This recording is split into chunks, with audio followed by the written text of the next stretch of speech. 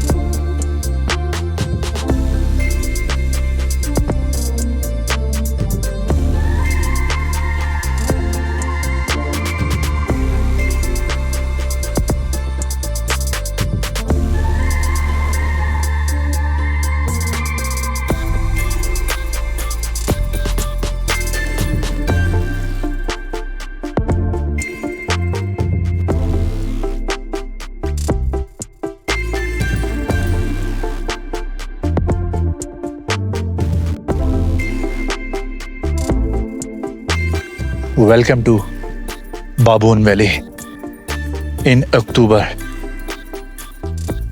पैदल मार्च करते हुए डोंगा के मकाम से हम जबड़ी तक जा रहे हैं। और हाइकिंग ये बड़े ज़बरदस्त लेवल की है, लेकिन बहुत खूबसूरत नज़ारे हैं, बहुत नेचुरल ब्यूटी।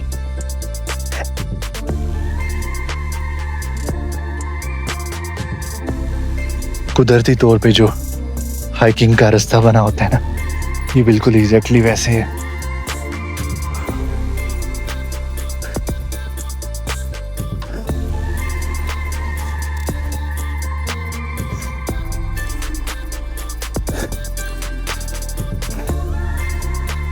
कोई अंदाजा नहीं था निकलते हुए ड्राइवर्स को भी कि जबड़ी के मकाम तक गाड़ी नहीं पहुंच पाएगी।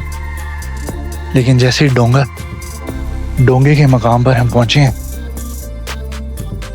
वहां पर आकर देखे कि गांव खाली हुए पड़े हैं और ये हल्की फुल्की बर्फ है। ये भी 2-3 दिन पुरानी बर्फ है, इतनी खास नहीं है।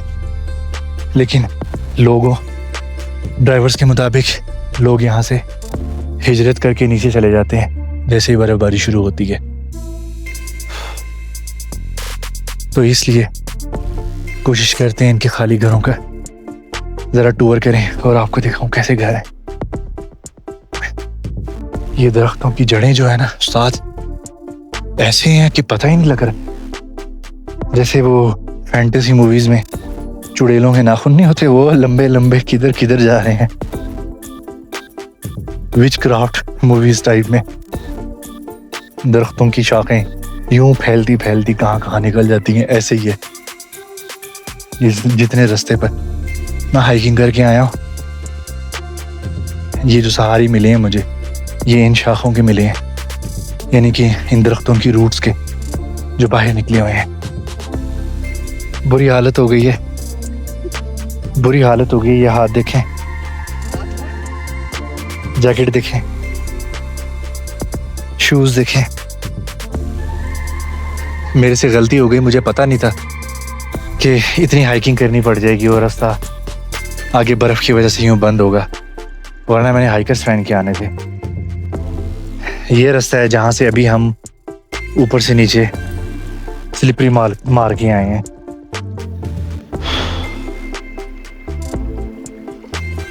अगस्त में हमारे पास आया था ग्रुप। हाँ जी, अच्छा वो चश्मे वाली जगह पे वो उनको लेकर गया उन्हें। अच्छा। हाँ। चश्मा क्या जगह है, ये क्या नाम है? ये चश्मा ऊपर पानी जिधर से आता है हमारा। ये भी कोई टूरिस्ट स्पॉट है? नहीं, बस ऐसे शुगल मिल है। वो रास्ता बहुत खतरनाक है।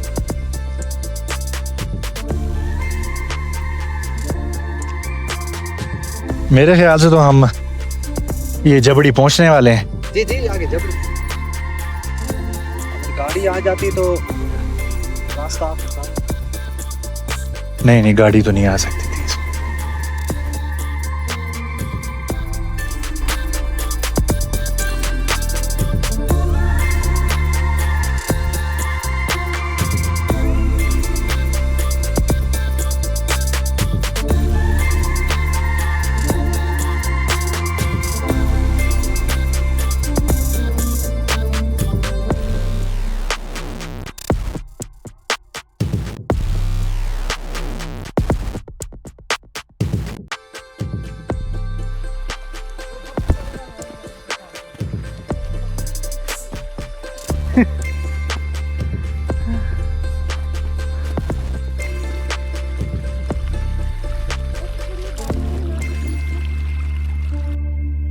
तो जी तकरीबन हमें 45 मिनट या शायद घंटा हो गया हाइक करते हुए डोंगा के मकाम से, और बर्फ़ इतनी है कि अभी तक हमें कुछ समझ नहीं आ रहा कि रोड कहाँ मुड़ रहा है, जो भी टर्न है वो कहाँ जा रहा है कहाँ नहीं जा रहा। हम बस पैरों के निशान जो 2-3 हमें नज़र आए हैं उन्हीं को फॉलो करते जा रहे हैं।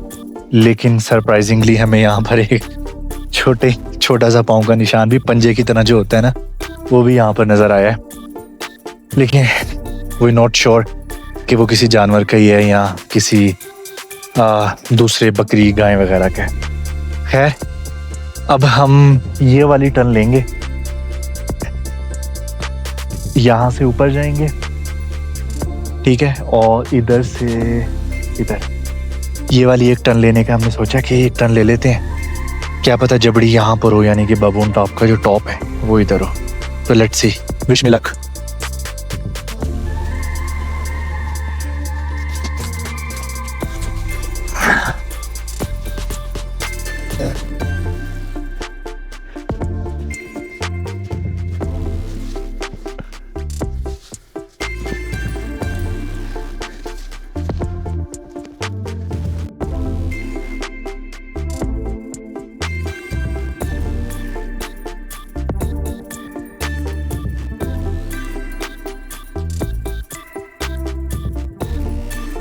ये टर्न भी आखिरी नहीं है, वी डोंट नो।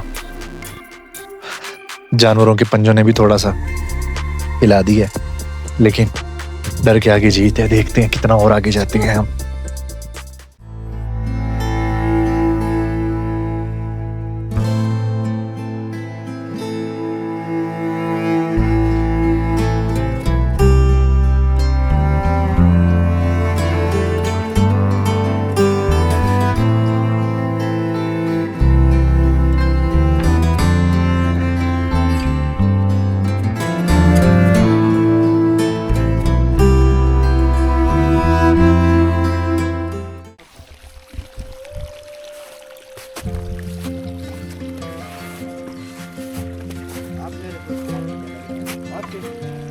मेरे अंदर बर्फ जा चुकी है।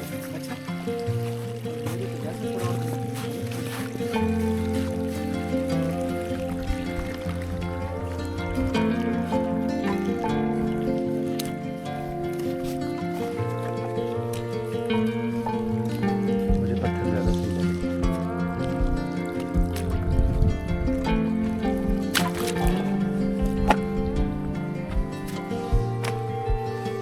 एक मिनट उमर भाई यहीं रुकिएगा।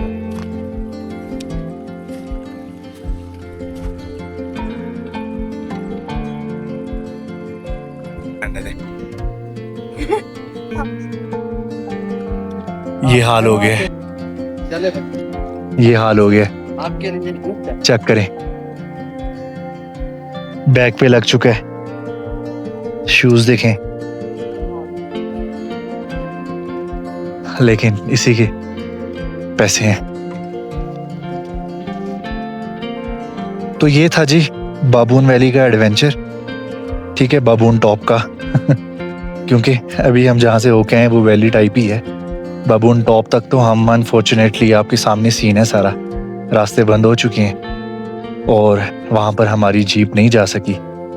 और पैदल भी आपको मैंने दिखाया है कि कहाँ से कितनी, तकरीबन 1 घंटे की हाइक करके बर्फ़ के ऊपर, स्लिपरी इतनी ज़्यादा, 2-3 दफ़ा हम नीचे गिरे हैं, ठीक है। मेरा सामान सारा नीचे लथपथ हुआ है, जैकेट लथपथ हुई है, और करते कराते हम तकरीबन घंटे की हाइक करके ये टॉप पर गए थे अभी, ठीक है। और ये यार टॉप के व्यूज़ लिए हैं, लेकिन जो असल चीज़ यहाँ पर कैश हुई है ना, वो यही 1 घंटे की जो हाइक है ना, इसका एडवेंचर था सारा, ठीक है। यही चीज़ हम लोग मिस करते हैं और यही चीज़ मुझे यहाँ पर मिली है। मेरे ख्याल से ये बिल्कुल एग्जैक्टली लास्ट टाइम है यहाँ पर आने का। अब कोई टूरिस्ट यहाँ पर नहीं आएगा डेफिनेटली। जो एक टूरिस्ट फैमिली, हमें सिर्फ एक टूरिस्ट फैमिली नज़र आई थी, वो भी नीचे थी, यहाँ तक वो भी ऊपर नहीं आए थे, लेकिन हम हाइक करके ऊपर तक गए हैं। अच्छा, अब हमारा नीचे की तरफ सफ़र गामजन है, अपनी बेस की तरफ, जहाँ पर हमारी जीप खड़ी हमारा इंतज़ार कर रही है। जाते हुए तो हमें 1 घंटा लगा था, आते हुए अब हमारी स्पीड ज़्यादा है और वैसे भी ज़रा ट्रेंड हो गए हैं कि बर्फ़ के ऊपर कैसे चलना है। तो अभी हमने जाना है, यहाँ के जो घर हैं उनका विज़िट करते हैं, देखते हैं खाली हैं वो, कैसे अंदर से माहौल है, सीन होता है, और इसके बाद फिर नीचे जाकर ड्रोन उड़ाते हैं और देखता हूँ मैं कि ये बाबून टॉप का जो रास्ता है आगे कहाँ तक जा रहा है। ये बहुत स्लिपरी है, अभी मैं स्लिप हो रहा हूँ बार बार। तो बच्चे को आ जाएगा, काफ लगाएंगे।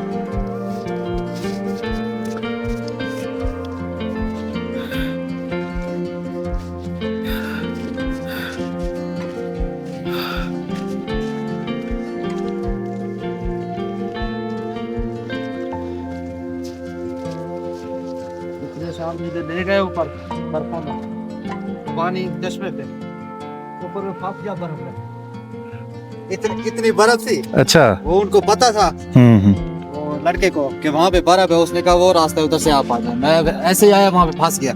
अच्छा, तो वो मैं उससे कहूँ मुझे निकाल, मैं फंस गया। इतने दी बर्फ थी वहाँ पे यार। अच्छा, ओ मैंने कहा यार मैं मर रहा हूँ, जल्दी मुझे निकाल। तेरा उससे हाथ खींचा, निकला बस।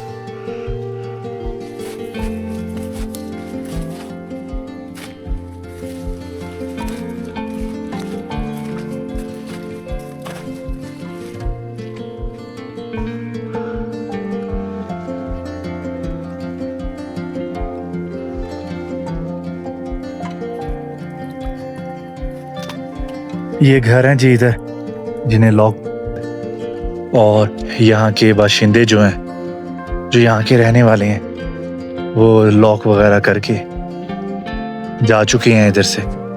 लेकिन कुछ घर थे जिनके लॉक खुले हुए थे, यानी कि ओपन ही थे वो।